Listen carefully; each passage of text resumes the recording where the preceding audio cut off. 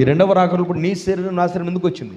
మన శరీరాన్ని విమోచించడానికి. ఈ ఆశానతను అదృశ్యంగా కనురెప్పపాటులో మార్పు చెందించడానికి వచ్చింది. ఆమెనడరా. నేను అర్థమైన భాషలో మాట్లాడుతున్నాను అనుకుంటున్నాను. నేను మీకు ఎంతవరకు అర్థమవుతుందో నాకు తెలియదు, కానీ దేవుడు మీ కృపనిచ్చిందో గాక. బైబిల్ మొదటి రాకడ రెండవ రాకడ కలిపితేనే బైబిల్. మొదటి రాకడలో మనం ఉన్నాం, రెండవ రాకడలో మనం ఉన్నాం. అందుకని మనం ఎవరమో కాదు, రాయబడిన పత్రికలం. యేసుప్రభు ఏమన్నాడు? వాక్యము దేవుడై ఉండని బైబిల్ చెప్తుంది. ఆ వాక్యమే శరీరమైంది యేసుక్రీస్తులో.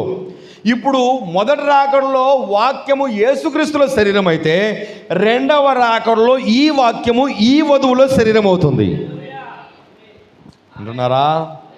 అందుకని ఇప్పుడు వాక్యపు వధువు తయారవుతుంది. ఇక్కడ మొదటి రాకడలో ఒక్కరిలో శరీరమైంది, రెండవ రాకడలో అనేక మంది వధువు శరీరాల్లో శరీరం అవుతుంది.